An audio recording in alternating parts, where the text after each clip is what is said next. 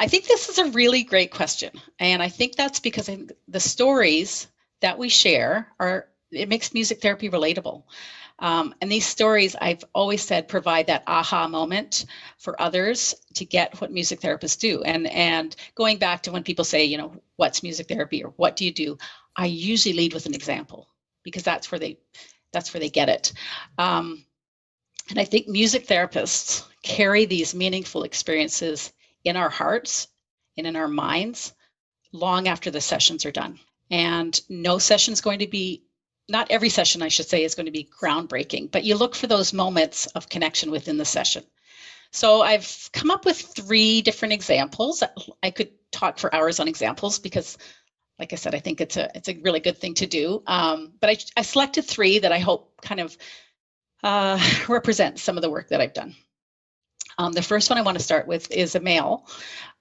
He was an adult male with a developmental disability, and he had very limited verbal skills. So when I was working with him, this was many years ago, it was my first job actually as a music therapist. He used to request Jesus Loves Me, the song Jesus Loves Me, several times per session. And I would play it for him every single time. And I was challenged on that by a few colleagues, well-meaning colleagues that have said, he keeps asking for that, but, why do you keep playing it for him?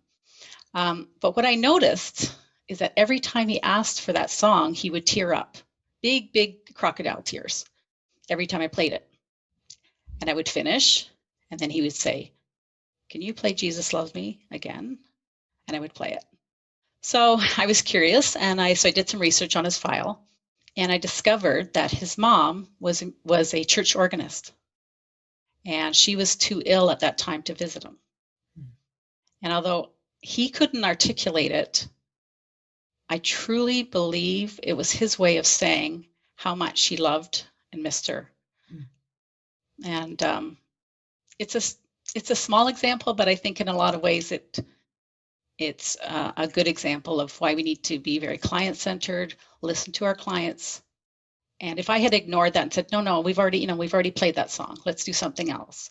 I think it was his way, it's almost grieving, but he was missing her and he loved her. His way of connecting to his mother. Exactly. Yeah. Exactly. And I don't know that for 100%, but it's a sense. And I really believe, like, as a music therapist, you have a pretty finely tuned sense of intuition. And he wasn't, someone said, but aren't you making him sad? And maybe in a way, but we don't have to shy away from those emotions either. So, yeah, so I often think about him. Then I'd like to talk about Monica. So Adrienne and I both worked with Monica, so she remembers her for sure. She was a little girl. She was silent, had never spoken for about 7 years. So she was about 7 years old when I met her, and never uttered a word. So in working with her, I tried to musically capture her gentle spirit and energy. And Adrienne, you remember how she kind of would float into the room. So after several weeks of hearing the same song, we did a lot of improvisation and just had her listen and followed her movements around the session room. She started to sing random words within the song. And then, which was really exciting, she began to sing at home. And she started to sing and ask for juice and ask for water or ask to go to bed using song. And I remember her mom complaining, I say that with quotations, that she was waking up the household during the night with bursts of singing. So it actually transferred from, from singing and vocalizing to speaking.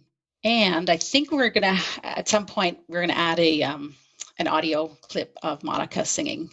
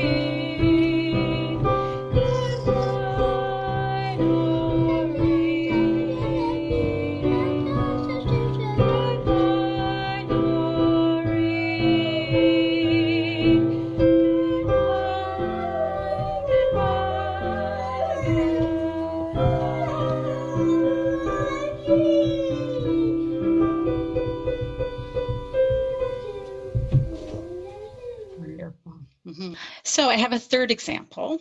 This was a little girl, and she was struggling behaviorally. So the mom asked me to see her. She was only 4. So she really believed that her behavioral challenges were connected to the recent death of her favorite uncle. And she'd been very close to this uncle. And she really just didn't have the capacity to verbally say how much she was missing him. But so she was starting to act out. So talking about her feelings wasn't helping. And mom thought, well, let's try music therapy. So the very first session, and I'll have to say, in the very first 5 minutes, this 4-year-old girl walked slowly to the piano, and I had set up some hanging bar chimes. So she ran her hands just along the bar chimes, and she whispered to me, "It sounds like angels." And then she followed that with, "Do you know my uncle died?" And if I ever doubted the power of music, it was not that day, because I didn't have to even. I remember worrying before the session, like how am I going to access, how are we going to talk about this? But it was like, what do they call it? An open sesame, right? She played the chimes. It reminded her of angels. She knew and believed her uncle was in heaven. And I remember thinking, well, here we go. We spent the next month or so creating a memory box for her uncle. She drew. We did things like she would draw a picture, and one picture was beautiful. It was of her uncle, and he had his hands open wide and looking up to the clouds. And she did that, and she wrote a song for him, and we put this all in a memory box. And not surprisingly, her behavioral challenges were not an issue after that.